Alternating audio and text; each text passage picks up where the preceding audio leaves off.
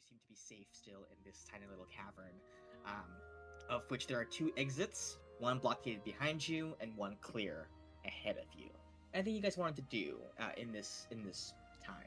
He's just testing out his leg, trying to get used to it for the day. Yeah, it's definitely it's not fractured anymore, but it grew back a little wrong.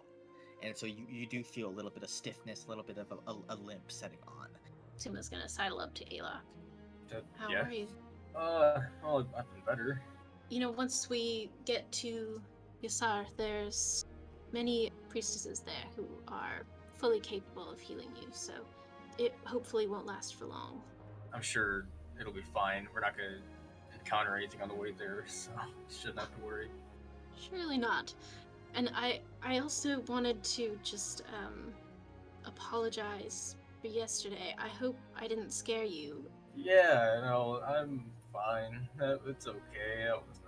I know this hasn't been the poetic adventure that maybe you read about in your books back then, but for what it's worth, I think you did what a hero would have done, grabbing the Ankh like that and taking it away so that it would hurt as few people as possible. Although I was so scared. It didn't end up working out quite like we thought it would, but still. As you leave this little cavern with the glowstones in it, the passageway you come into is perfectly circular, just a trail for you all to follow to whatever destination you're going to.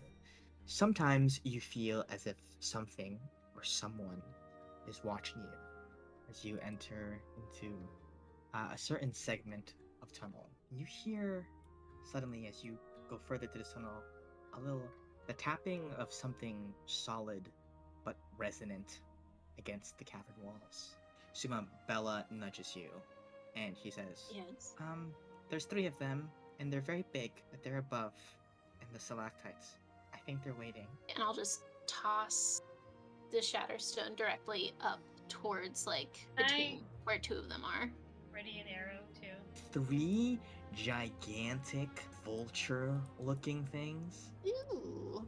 come crawling out of the stalactites, kind of their ears ringing. An 18, yeah, definitely hits. I believe that's 3d6 damage, and they is paralyzed, I believe. Suma, your move now. Swing around, and I'm gonna try to get it with the Shadow Blade. You murder this thing.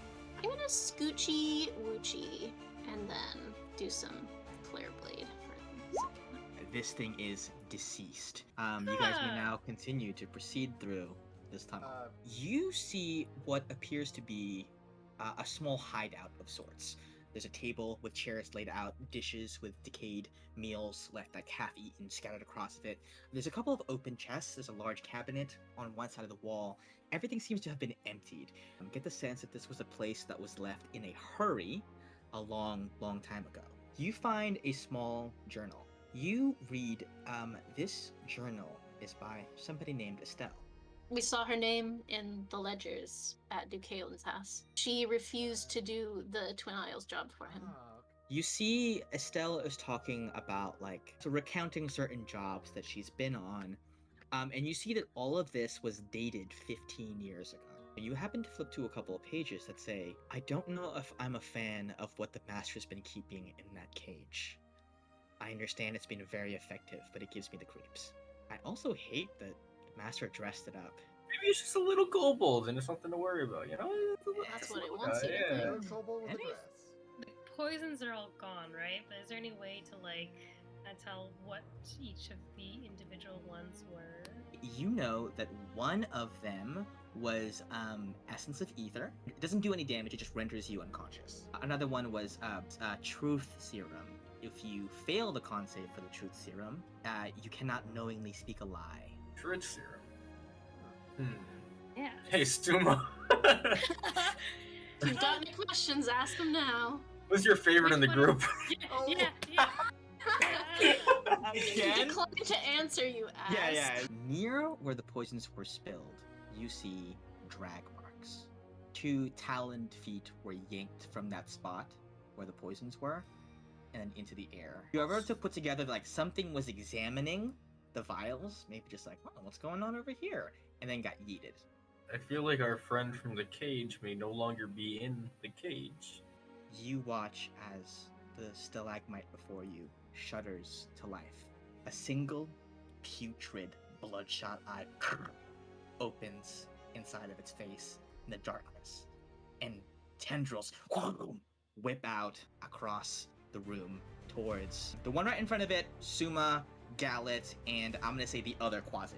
All of you guys feel yourself wrapped up. Boom! You get yanked towards the roper, and it's going to take its one bite attack upon you. That's a 16. This thing takes a chomp out of you as its previously rocky face splits open to reveal a giant mouth. So I'm just gonna thunder step out. I'm just gonna leave. Beals from invisibility will shoot. Yeah, and goes to sleep. It goes to sleep. That's my turn. Should we just go though? We can just run. We can just run. We could also just gather around it and stab the shit out of it and just. That's a very good option.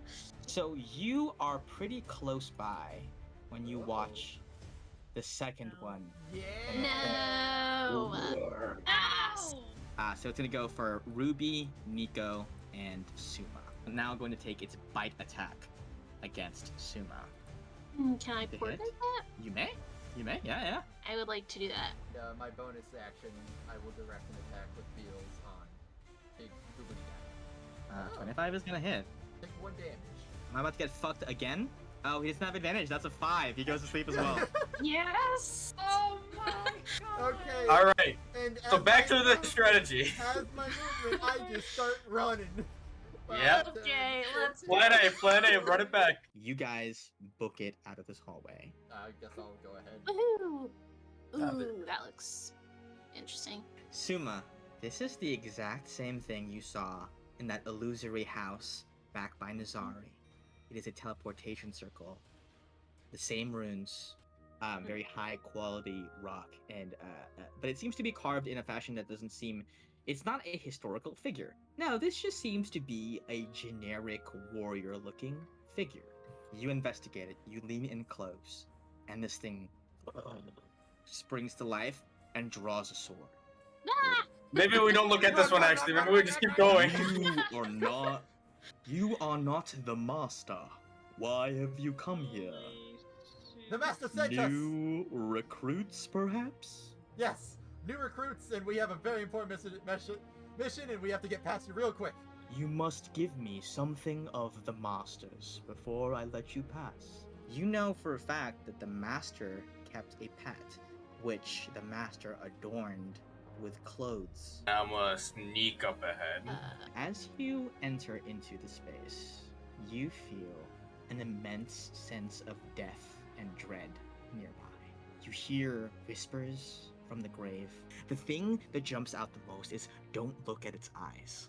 As you step in, you feel an immense aura of dread and death perforate this space. We're gonna say that this is the start of your turn in initiative count. You take 2 necrotic damage. Well, 5 half the 2. Is that a You wall? see a wrought iron door. There are no windows, there are no bars, there are no gaps through which you can see beyond this door. It is pretty heavily locked and secured. We can open a little bit and take little peeksies and be like, hey. Also, making sure if I see anything quickly, I don't look at its eyes. This thing is sitting there. It is this disgusting looking humanoid with this. Its mouth is like open and distended, like peeling off of its face. Its eyes bulging out. You can tell this thing reeks of death, despair, and destruction. There are corpses and skeletons littered all around it, blood staining the floor. Implements of torture are scattered around this place. And you see it is wearing a nice, like, deep violet robe with like a little brooch made of gold around it. Upon which is the insignia, an insignia that you are not familiar with. Creep up behind him, pop up right next to it. Is there like a loose piece like at the bottom? Like is it like kind of ripped at the bottom? Maybe some like dangling piece? It's definitely ragged from however long it's been down here. You got it. What if I were to just like grab a piece and cut it off with a dagger? I would say you need to make a stealth check for doing That's that. what I was wondering if that was coming. Yeah. That's gross. You cut it off. I'm gonna move out and close the door. Here you go, Ruby, present it. It has been a long time since the master owned that cloak, but it did belong to the master. You are now able to pass into the next part. When you look into this room at the far end, you see 2 cauldrons boiling and bubbling over with lava in them. Some sort of magical contraption hovers over both of these cauldrons. Some sort of arcane process is happening, siphoning the lava out from it. And you see at the center of this pedestal, drip by drip, this black liquid is hitting into a basin, forming very slowly an obsidian shard. Oh shit. They're making that.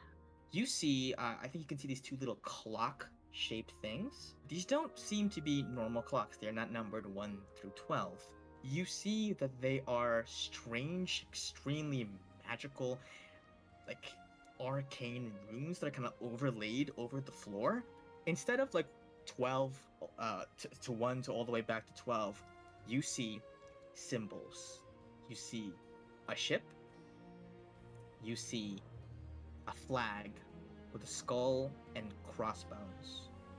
You see a tentacle, and you also see at the very end the symbol of the Red Wraith. So they're kind of these like are like going the clock around. symbols. Yeah, so the symbols kind of go around them, and there's 2 different clocks, and they seem to be pointed at different places. You get the sense that the shard that is being produced by this thing seems to be very similar to the one that you have, in that it is inert. Alok, you walk around, and you try to examine which of these books may have been left spared by whatever tantrum was, whatever fire raged inside of here, whatever thing like destroyed the books in these bookshelves. You find a couple of volumes that strike you as interesting. You find one volume titled The Original Sin. The formatting of it looks like as if it's like a dissertation or perhaps some kind of research paper. You find another book that is kind of like tucked away in the corner. It is partially blackened. The cover of it, it says The Lost Goddess of Terai. Gallet, you see an ornate gilded wooden box. You open this box. Inside of it, a small bottle wrapped over with paper inscribed upon with green runes. The stopper is off. It looks extremely familiar to you, and it only gets more familiar when a voice begins emanating from it. You hear, "The storm foretold will come once more, to end what it began. The scarlet rains will take the shores, to slaughter those who ran." You stand there as the contents of Aurelius's prophecy read themselves to you from the bottle, identical to the one that Aurelius had received. But you know that whoever was here, whoever's office this is, they knew the prophecy too. This box matches the description of the one that was stolen from Nazir's home all the way back in Nazari. We're going to end this session there in the office of who we presume to be is the Master of the Ring. Thank you all for a great session.